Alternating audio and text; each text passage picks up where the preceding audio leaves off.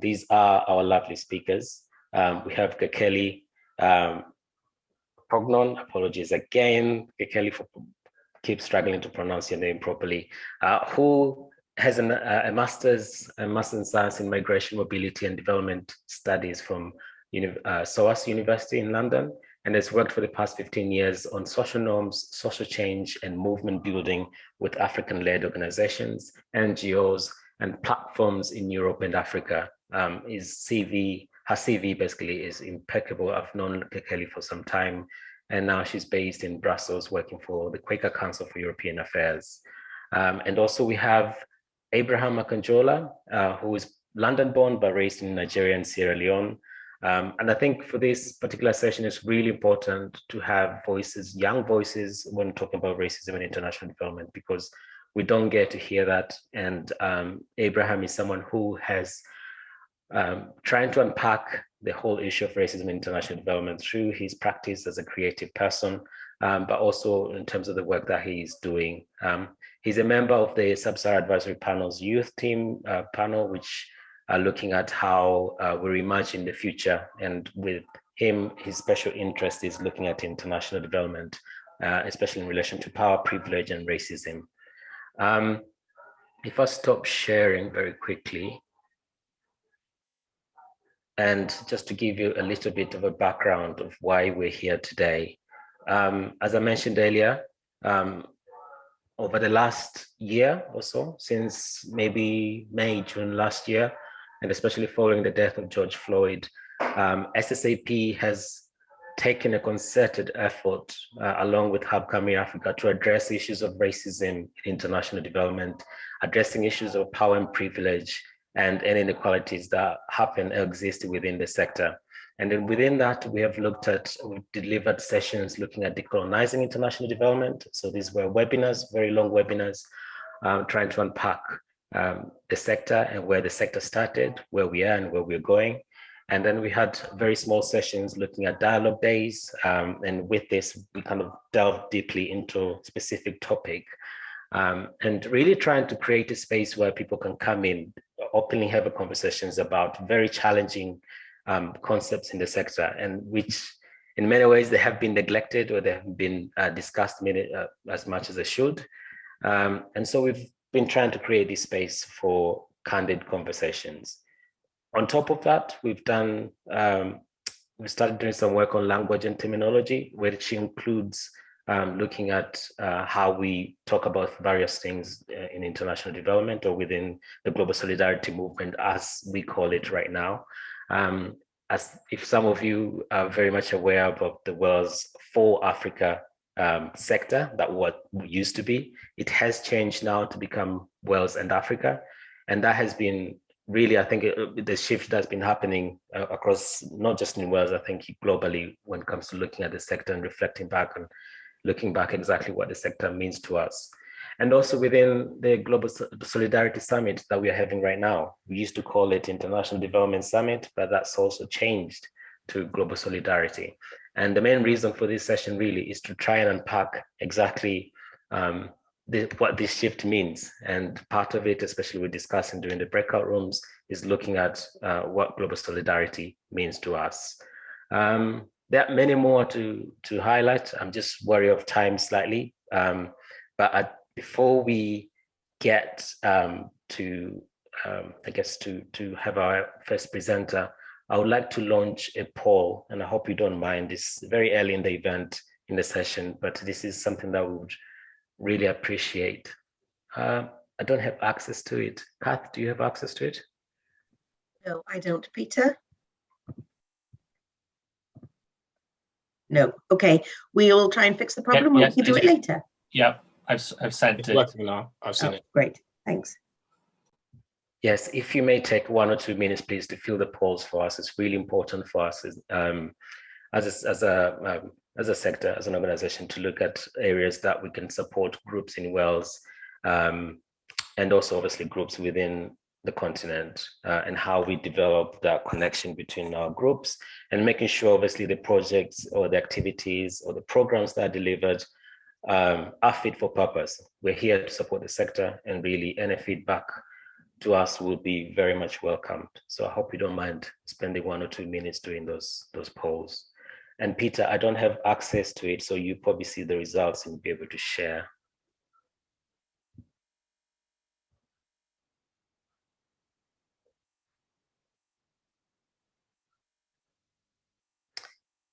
We do encourage, just to say, we do encourage networking. So feel free to drop on the chat box your name of organizations, maybe where you work. And it definitely, I think it's a platform that we encourage people to get to know each other as well. So feel free to do that. And even an area of interest, if possible, as well.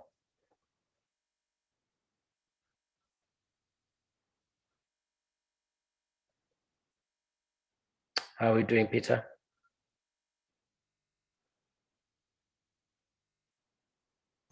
We'll give it until 2 minutes, just to get some more people's responses. Okay, let's give it a minute. I'm just worried of time slightly. Okay. And then we will continue after that. Okay, I'm going to end it now. Thank you.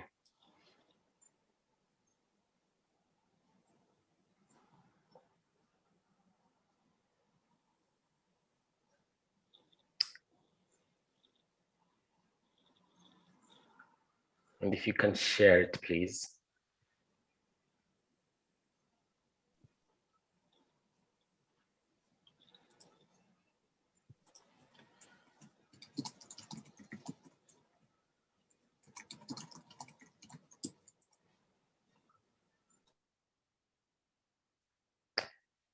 Can people see it?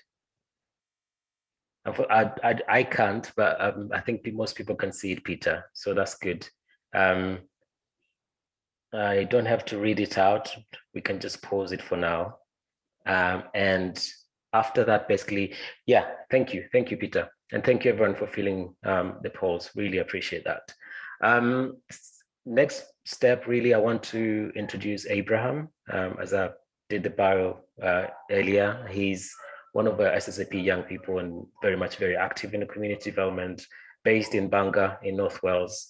And today he will do a presentation to us to talk about the past, present, and future of racism in international development. Over to you, Abraham. Thank you.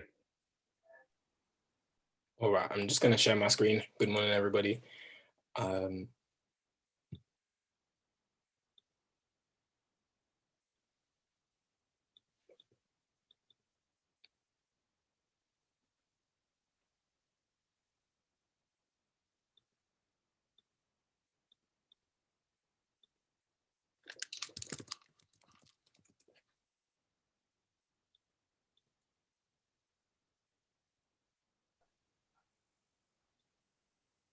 Would you like me to share it?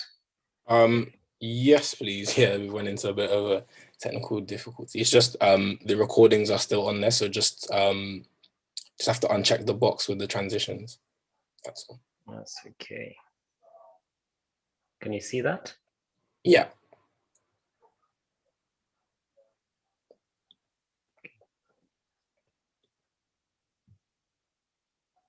Right.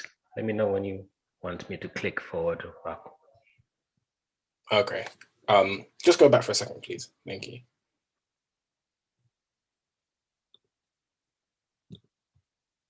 Okay. Awesome. So, good morning, everybody. And my name is Abraham McIndrola, and I'm going to be speaking to you about the narrative that I call the family affair. So, the way I look at the global stage is that it is a, Fideli, could you go back for a second, sorry?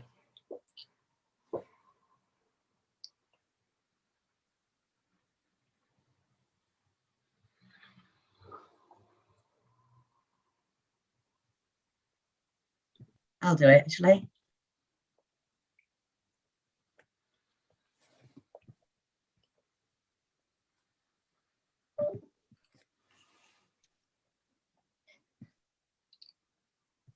Just potentially, I think in the transitions, it has it set to automatic for some reason. But, if you think of the African continent, it is often referred to as Mama Africa or the motherland. So as you can see, there are two images. Okay, so yes, so I was speaking to you about the family affair. Apologies for the technical difficulties. So the way I see the global stage is that it's like a meal, and it's a family meal. So there is a big table and people come and they share in this food, and it is a place of sharing, of trade, and all these different types of things. So traditionally in years past, Africa has been known as Mama Africa or the motherland. And within this, it is quite a nurturing role, and it's a place where things emanate from, and it's nice and beautiful. So it is also important to note that I'm speaking from an Africa-centric perspective rather, and this story, as it pertains to the Caribbean and South America, is something that I'm still actively learning about. So I'm a bit less qualified to speak on it, but I will definitely tell you about the African perspective. So the issue is that nowadays Africa is treated like the little brother. And the issue with being the little brother is that at the kids' table in this family affair, the adults don't come to visit them much. From time to time, they will ask them to set the table or potentially wash the dishes, but ultimately they just stand to serve. Their sole purpose is to be fed. And that's an issue because it creates a power dynamic. So the elder members of the family don't expect anything from them, and they often seek to look after the younger brother and take and give of their own volition, but it's always on the big brother's terms or the other people at the adults' table, so to speak. So within international development, it often works under the auspice that those outside of the context or the situation know what is best for the people or the population that they're seeking to help. And the aid and charity has an inherent power and privilege dynamic that asserts that I have and you don't. I'm giving out to you because of my own benevolent providence. So this is perpetuated by equipping nations with what big brother thinks that the little brother or the little sibling needs. So this dynamic comes from privilege, and privilege as a concept is very nuanced. It varies from person to person and place to place. And privilege ultimately states that one person has more at their disposal. And this doesn't necessarily have to be material things. This could be your status, who you are, your class, and things of that nature. And this privilege rather, in the context of international development, stems from colonialism and the constant idea that we who have are so much smarter than everyone else, and therefore it is our duty to educate everyone else on our terms. So as you can see in the slide, this then also causes the issue of the white savior complex, whereby often we send people who are privileged to go and set up certain projects or to do things. Now, this is great, but it is only a temporary fix. It scratches the itch, but it doesn't go to the root and underlying cause. And then the other issue is that we have this notion that westernization and development are the same thing. And that is also not the case. We can have westernization, which is great, but then there are also other ways of developing things. And that's what I want to speak about. So next slide, please. So it is also important to note, and it would be remiss of me to speak about this subject without speaking about the international development and Zambian economist Dambisa Moyo. She outlined within her book, Dead Aid, which I would urge everybody to go and read. It is very, very insightful. She outlined a roadmap to wean African countries off the aid model through trade, collaboration, and the empowerment of African citizens. So next, I would like to speak to you about aid in and of itself. So in 2019, the UK dispersed roughly £2.99 billion of developmental aid to the African continent. And according to the International Monetary Fund, Africa currently has a GDP of 2.49 trillion, which sounds like a lot, but comparatively speaking, Europe, North America, and the Asia and Pacific regions have GDPs of 23.05 trillion, 24.88 trillion, and 34.39 trillion respectively. So how is it that the continent of Africa, who is so rich in minerals and resources and people as well who are creative and dynamic, how is it that they have so many minerals and resources that they have little interaction with? So how do we change this? That's my next question. Next slide, please.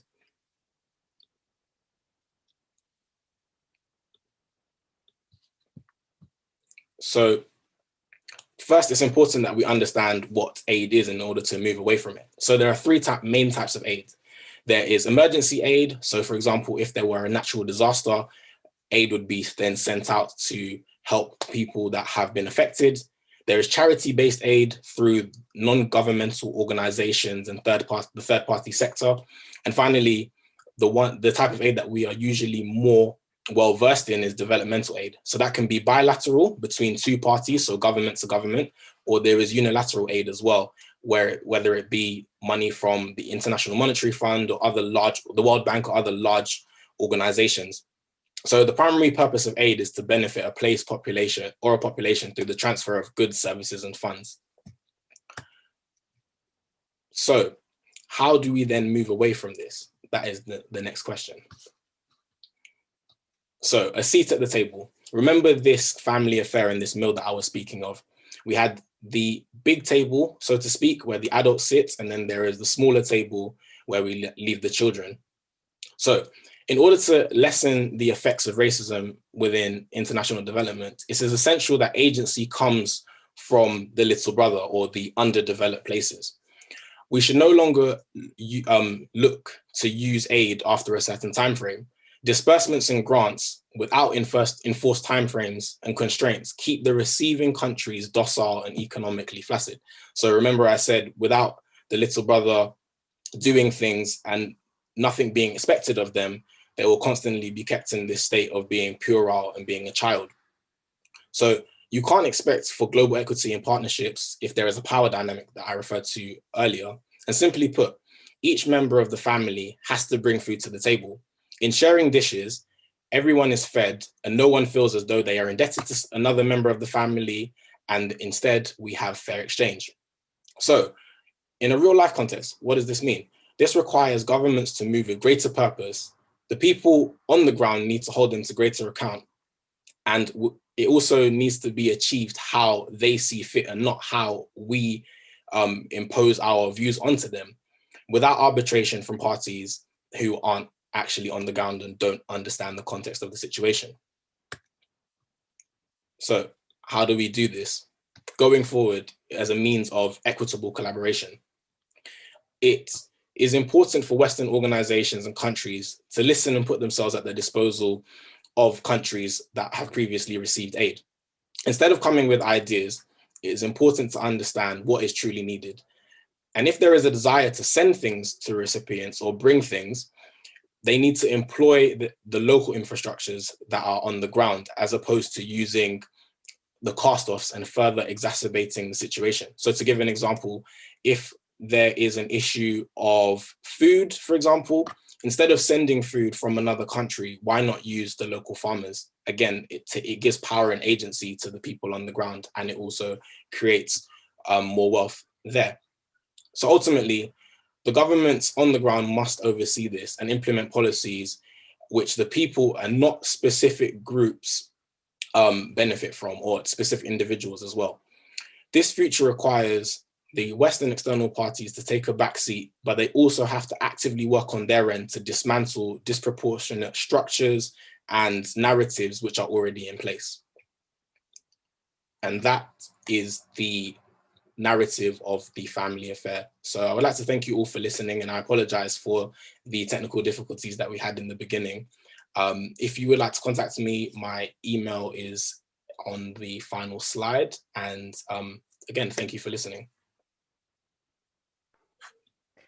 Thank you, Abraham. Actually, if you may share the even your email on chat, maybe for people to see or to contact you if needed, That would be fantastic as well. Really appreciate for the presentation. Thank you. And very thought-provoking. I think it is definitely some of the topics I guess we have been having recently quite a lot more than in the past.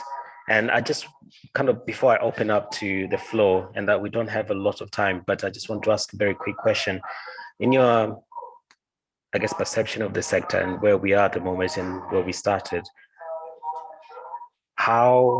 where do you think, or how do you envision the sector to be, say, in 2050, so to speak? You know, because there's a lot of discussions about racism in international development, racism in general, or white privilege or privilege in general. And do you think, because we're having this conversation, there's a chance that there are changes that are going to happen? I mean, what is your perception? I'd like to get your opinion on that. Yes, please. Yes, Abraham. So I would say it would be great if these organizations would cease to exist. And not that I want people to be out of work, because obviously that's not what I'm speaking for. But this comes directly from Dead Aid. Dambisa Moyo says that, you know, ultimately, as we stay receiving aid, if there aren't any time constraints or things of that nature, there's no reason for these nations to then develop at a faster rate, or at a rate that ultimately brings them on a more even keel. So I would say, instead of NGOs and other organizations being so much the focal point of these kind of developments, I think it would be better if they just were more of an assistant to the government, as opposed to ultimately having such a big hand in that. So I hope, basically, long story short, I'd like to see just more dependence in the next 20 years. Absolutely. Dependency, kind of breaking the dependency culture, I guess that's kind of what you're implying. And I guess in many ways, it has been highlighted through the presentation that you gave us.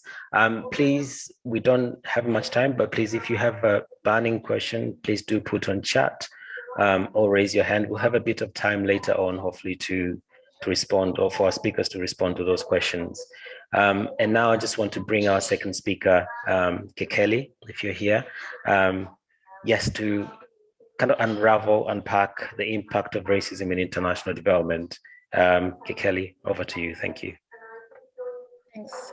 Hi, everyone. Hello from Brussels, where actually I just left the first European summit against racism, and that made for interesting, if frustrating conversations, because of how it was organized without the input of anti-racist Black and Brown-led organizations working on policy.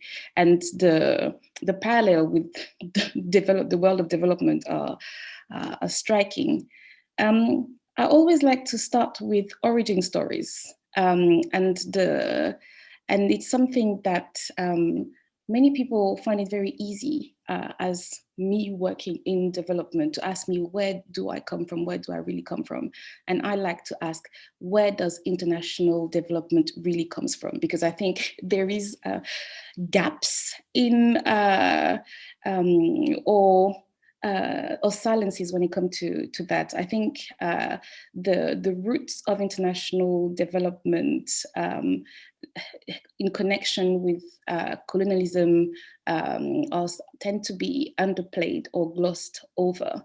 There is we don't think about the Industrial Revolution that was possible because of how wealth was accumulated during the slave trade in places that now are the less developed countries. Maybe we should, as some colleagues do in the circle, call the global South the formerly colonized countries, because actually that is part of that story. And that's where the question about racism power come. Power is everywhere, and it started early. And the conversation we're having now about race, privilege, and power in development are kind of long in the making. it is also interesting to think about the industry that we are in its more modern inception, and how there's still the idea that come from the Enlightenment. I like to go far, but about civilizing others, about a universal model of the way the world runs, but that universal is very much based on what was happening in Western Europe at a particular point in time, and it's been extrapolated to be as the way of being for the whole world, and that erases nuances and color, literally, but also during that time of Enlightenment, something that is not discussed and has an impact to this day is how hierarchies and constructs of race and racism were starting to be theorized and solidified. And the idea of the colonial enterprise, I keep on going back to that, but as a way of saving the native from themselves, and the presence of Europeans was necessary so that people will not revert to whatever state they were in. Development, the NGOs, some of those NGOs that we all know were created just as call for independence were coming from the former colonies, and as a way to mitigate some of the ills inflicted on those places.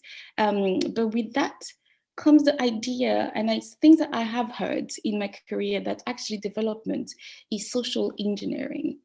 And this is something that I found deeply offensive, that is deeply rooted in white supremacy, the idea that people from London or Brussels or Paris know better how local people should organize their society, how they should live, and what is accepted as valid form of being.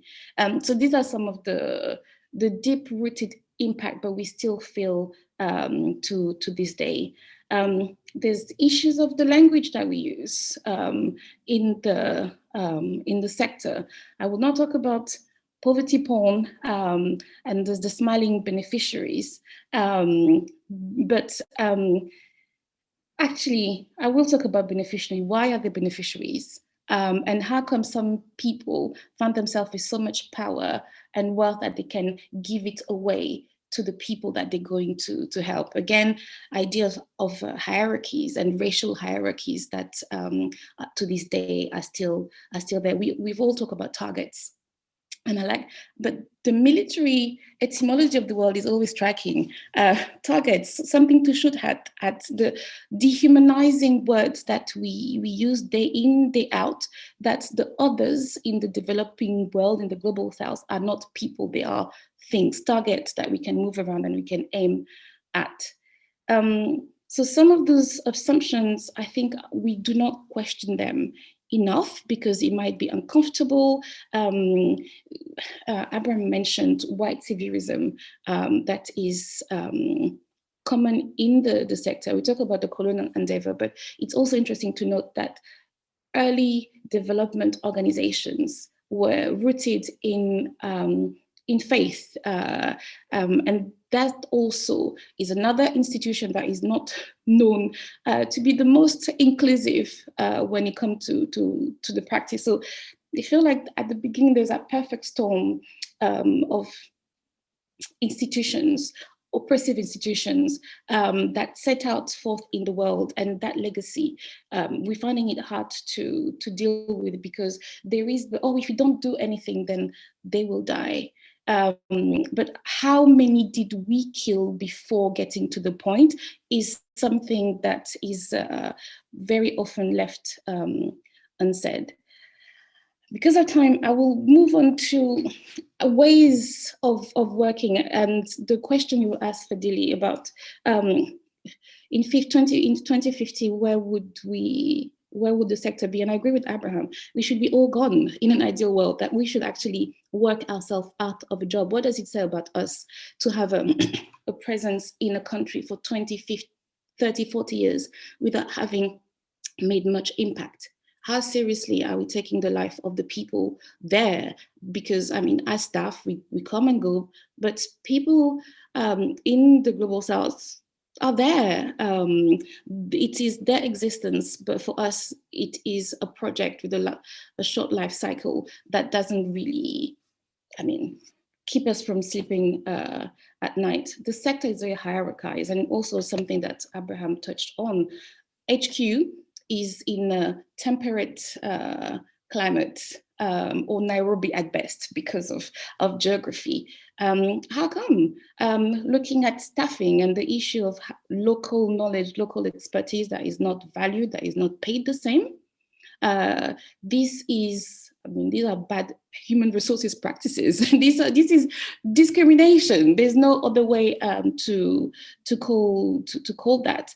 The idea that for some people, it takes a couple of months going to build a school somewhere to make them an expert on that context. But people with lived experience are considered too close to the topic and not objective enough, so they cannot be entrusted with working on the development of where they come from. The place that they cherish the most is something that, as an act of solidarity, that we need to question some of those tropes, some of those questions that we have, some of those unwritten rules that mean that people, by virtue of a combination of gender, class, race, do not find themselves in positions of power.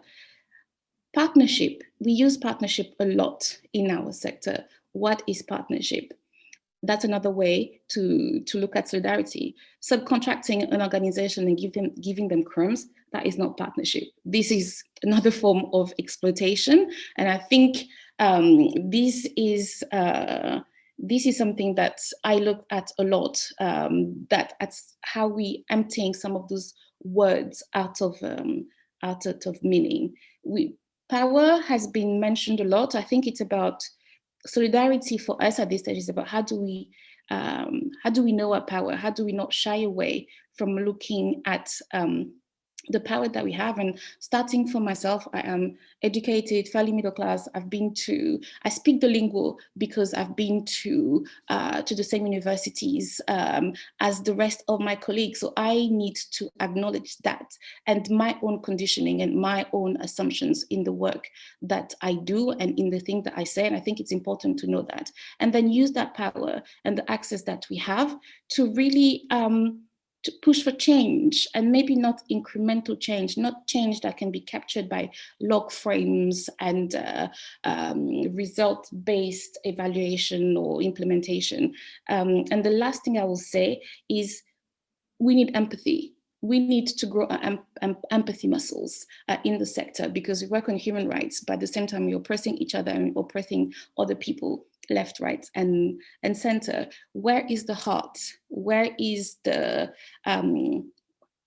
humanity that we all share, but somehow in the way that we work, that is about efficiency, that it is about value for money, and all those terms that you may be familiar with.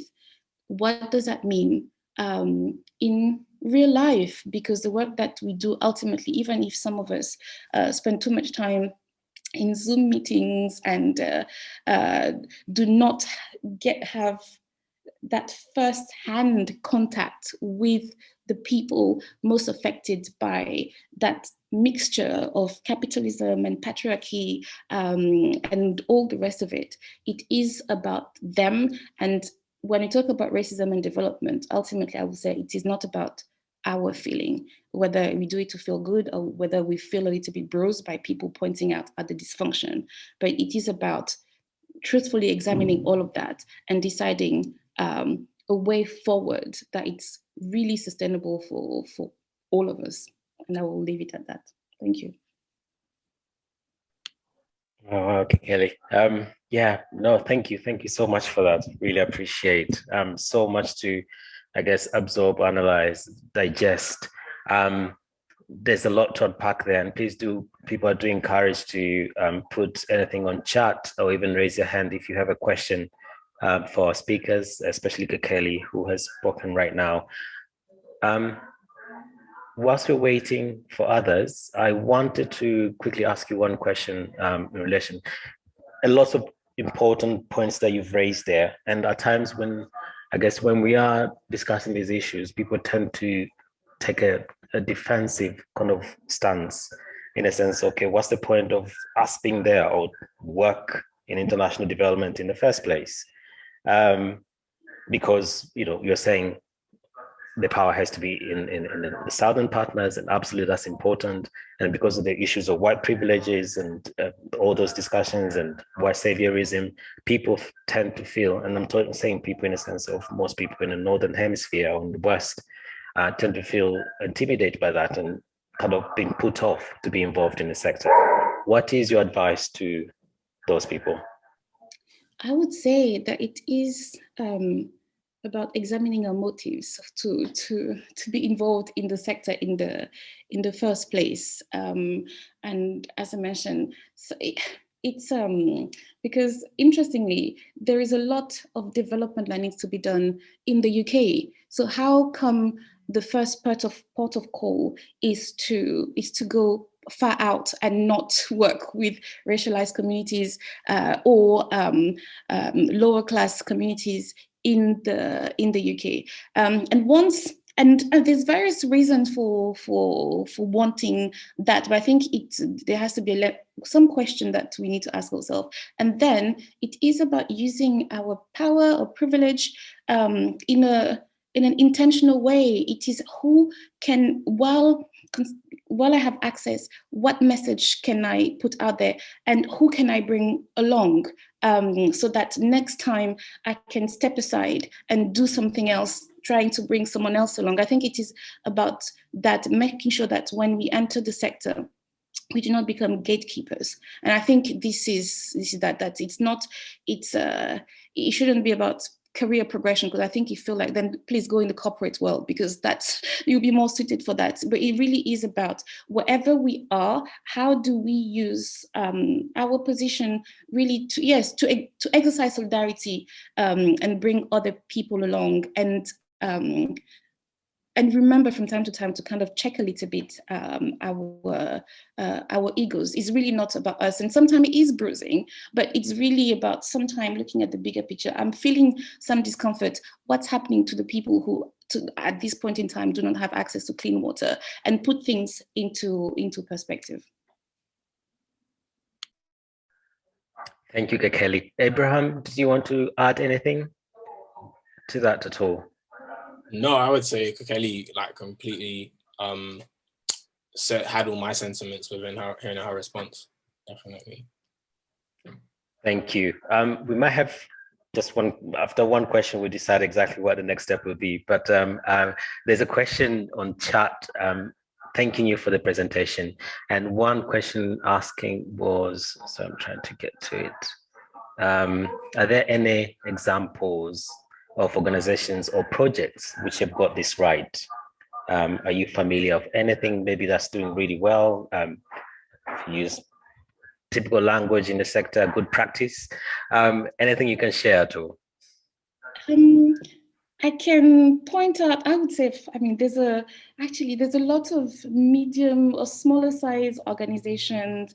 I would say actually looking at supporting and joining in what African-led organizations or organizations led by people from the various diaspora or from those places themselves, because sometimes we see the work as coming in and leading, but maybe supporting is one way, and there's a lot of support I think that can be given by to those organizations. I think in terms of bigger, more recognized organizations, the ActionAid family is trying to have that more localized approach. And I'm saying trying because I think many of those big NGOs are not there, but maybe as Abraham mentioned earlier, because their role should be about the enabling environment rather than direct work. And I want to, so briefly, Anne-Marie Clemens, but I think in terms of learning more about those practices, there is the Healing Solidarity Collective, for example, which is a group of, which is a network of development professionals asking those questions. So in a way, this is a work at its infancy, so I can't really pinpoint to people doing good, but I know there's an appetite to do better. So joining those soul searching, those reflection spaces is definitely one way. Thank you, Kekeli. Thank you. And Abraham, is there anything you want to share with best practice? Otherwise, there's a second question which I may ask you. So just to say, similar to Kekeli, is I think there's a lot of organizations that are smaller, that are on the ground, that are definitely doing great work. What I would say is that I wouldn't be able to name all of them off the top of my head, but just for context, my background is in economics. That's what I studied my undergraduate and master's degrees in. And I would say even further, we should look to trade, because then there isn't a sense of, oh, we are giving something to you. It is now you are bringing something to the table, I'm bringing something to the table. We are now both accountable to each other. So that's where I think we should be moving towards. And if it is a case of, oh, there might be logistical issues or issues with infrastructure, then that's where maybe there will be assistance that's needed. But once that is laid out, then we can move to a more equitable and somewhat even kill. So that's what I would say. And also I saw Julian's question, so I'll just answer it now. So yeah, that basically is my response, Julian, is just that it's, I would say, better aid, not necessarily less, but less in the long term. Because again, right now, it just seems like it's a handout. Again, speaking about Africa being a little brother or a younger sibling, you give to your younger siblings freely and you don't expect anything in return. And when they do give to you, it's almost like, wow, that was amazing. You didn't need to do that because you're the younger sibling. I'm supposed to look after you. Whereas if there was more, if it was more even, then it is, if it is my younger brother, but I expect them to grow up, I'll say to them, look, I'm lending you some money. I expect it to be paid back by this time. If not, we have to figure out something else, as opposed to I'm just giving freely and not expecting anything in return. So I hope that responds to your question. Thank you, Abraham. Since I am the chair, I've got the power to change the agenda, and I am changing the agenda at this moment in time. We were supposed to go in breakout rooms, but we're not going to do so. I think we're having a very good discussion here, and please feel free to add any more questions to our speaker. And yeah, raise your hand, or if you want to speak, do speak. Linda did ask about recording. Yes, we are recording the session, so we should be able to share this after, hopefully in a day or two. There's a question from Beth Saunders. Thanking everyone for the presentation. And the question is regarding the UK government reducing the aid budget. Is that something we should be concerned about, or is it a step in the right direction to reduce dependency? Kekeli, would you like to start? I think it is a source of concern, but for the reason that local. The statistics are horrendous, and I feel like every time I see them, I decide to forget them. But something like 1% of local organizations actually end up receiving UK aid. The rest is it's shared among large organizations and other forms of partnership. So at the moment, this is a concern because it means that those organizations on the ground will receive even less of crumbs. Ultimately, I hope this is and these reforms are coming on the back of the handling of fund has been inefficient, ineffective, and all the rest of it. And I think the question for us as a sector is, how can we change our practice so that the work that we do has real impact and speak for itself, rather than the glossy PR that we see, but that actually doesn't reflect much of the reality. So it is about reforming ourselves as a sector, so that and still being the funding is still inadequate, but still be well resourced so that the architecture of aid doesn't look as familiar as it is now, so that more funds can flow directly into the hands of I would say, more rightful recipients, who are better able to respond. So it's a no but type of answer, but it's definitely is a source of concern considering the motives of the current reforms.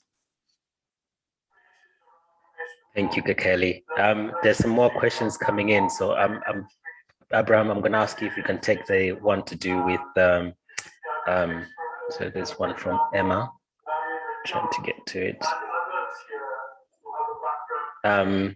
Regarding trade and aid, how do you see the influence of multinational cooperation? And is this not a similar agenda of exploiting local resources, new colonialism? How do you regulate this? A very heavy question. And over to you, Abraham.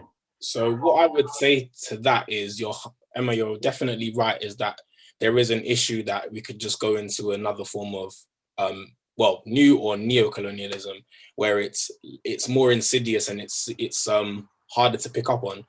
But what I would say is that it is not,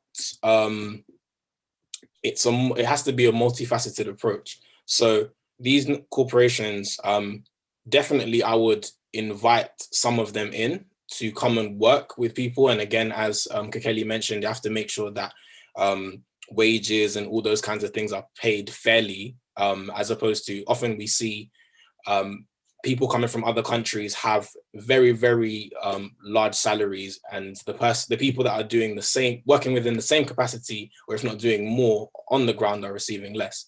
The next thing that I would like to mention is definitely that it's not all on the charity or the NGO sector as well. Again, I mentioned in my presentation that accountability from the government has to really come into place now, because these organizations can definitely do as much as they potentially want, and they can just keep dispersing money as much as possible. But ultimately, if it's not managed properly, then it will just be throwing drops into the ocean. Oh, sorry, throwing bricks into the ocean, so to speak. It's like, you're trying to ultimately fix a problem which has wider implications. So I hope that answered your question a bit better.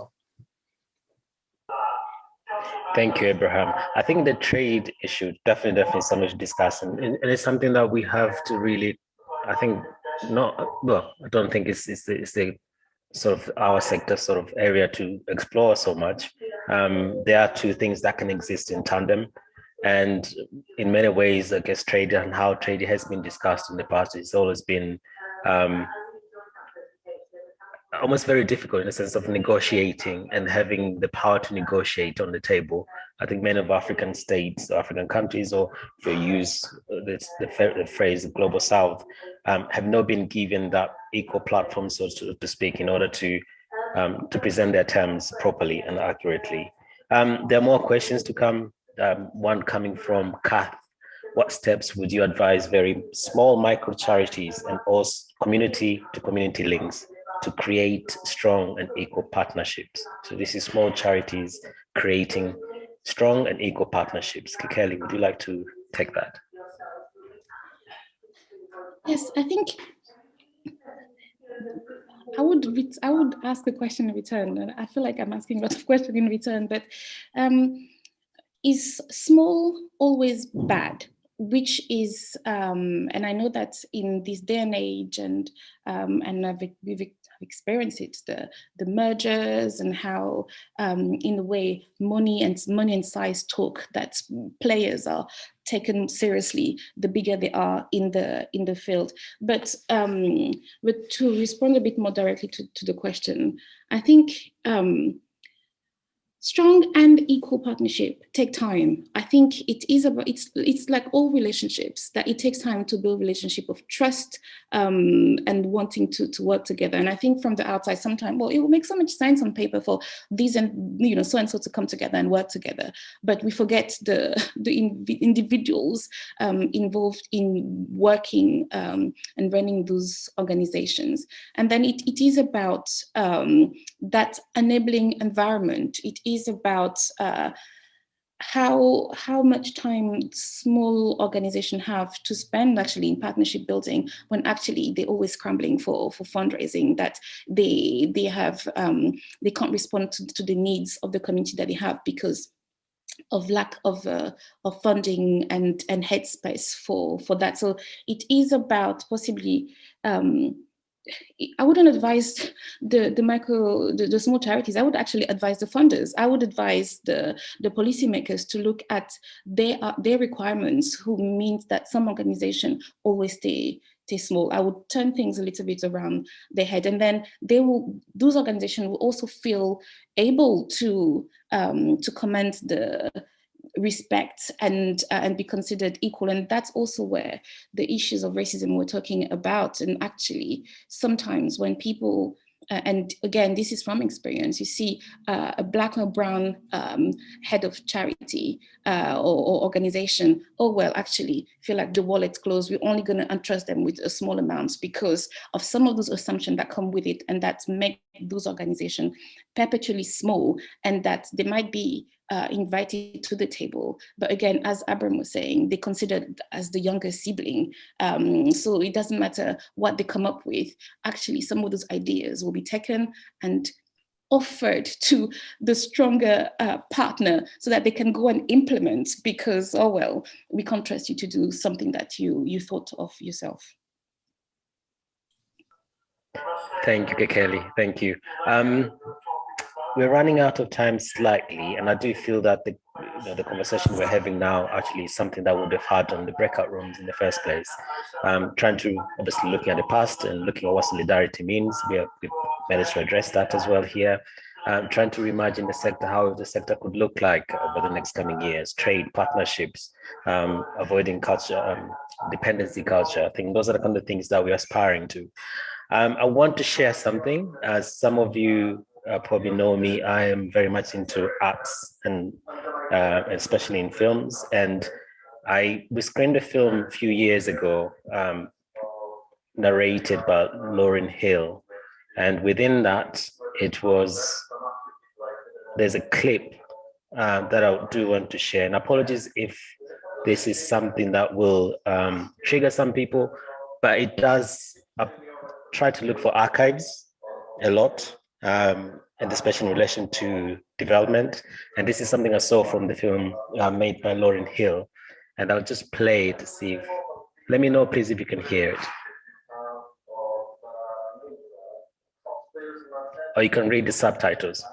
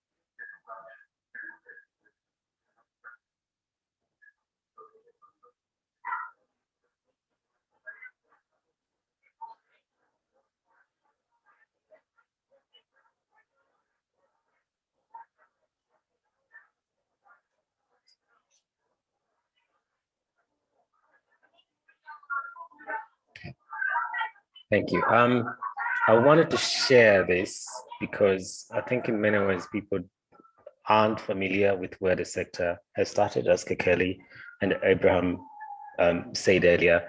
And I think for me, I tend to look for those archives because they're precious. You know, that particular clip came from the Lauryn Hill film, and it does highlight obviously the point where really kind of the essence of development started was the missionaries coming into the continent and the global south and using religion in the first place, and then everything builds around it. But it's gut-wrenching to see that obviously it's things that are imposed over the southern people. And in many ways that has kind of descended up to now. And that's why we're having this conversation about racism. They went there with the assumption these people need to be civilized. These people need to be told about how human beings should behave, should act. And really, we are challenging. Part of this session is really trying to look at those things and looking at how we can get better, how we can make the sector better, how we can create solidarity amongst ourselves. There are more questions on chat, and I'm not quite sure if we have the time to cover most of these things at the moment. And hopefully we will do another session later on to really kind of expand on some of these topics. But I just want to ask Abraham or Kekeli to say any final words very quickly. If I may start with Kekeli, just as a wrap up, is there anything else you want to add?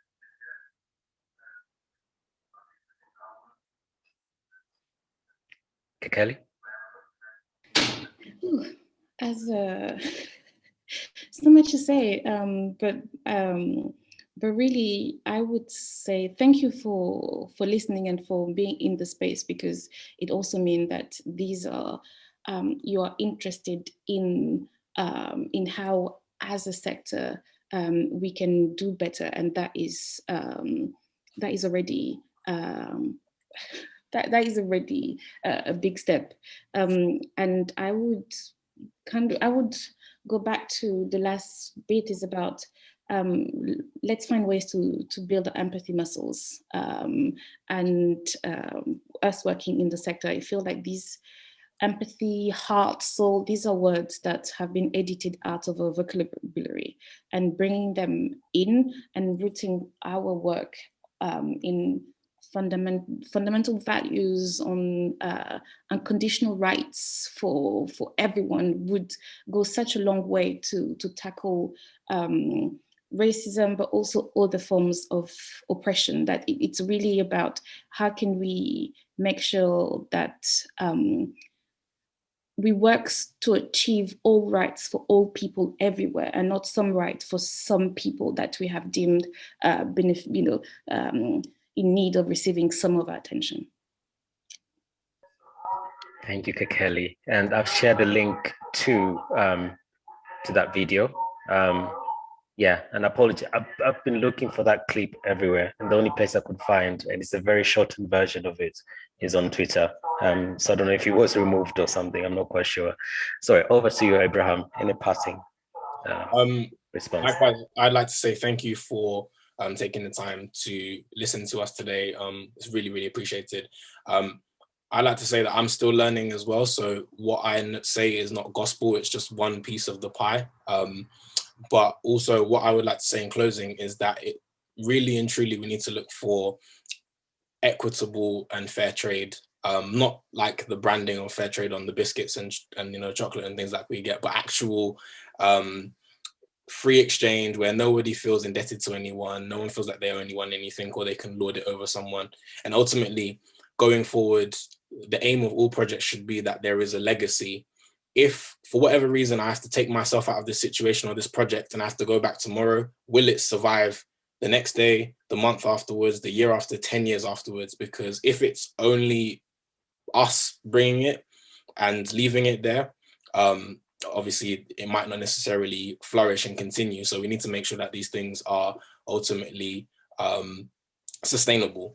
And finally, the other thing as well that I'd like to say is that we should start speaking to what Africa could be as opposed to where it is right now. And what I mean by that is that right now it's very much it's very much looked as this little brother, but we all expect people in our family to grow up. So let's start speaking about them and to them as people that are going to be adults who are going to be sharing at the family table in later years to come. So again, thank you, everyone. Thank you, Abraham. A lovely posts on chat. Thanks from George Karani, Professor George Karani, about the power of diaspora-led organizations, managing beneficiary syndrome, and expertise. I won't say to it, go to it so much because we're running out of time, but we have one last poll, please, if you don't mind. A colleague will be able to launch it. This is the final one for today. And thank you so much for bearing with us. I don't know if you can see the polls. I can't see myself. Peter?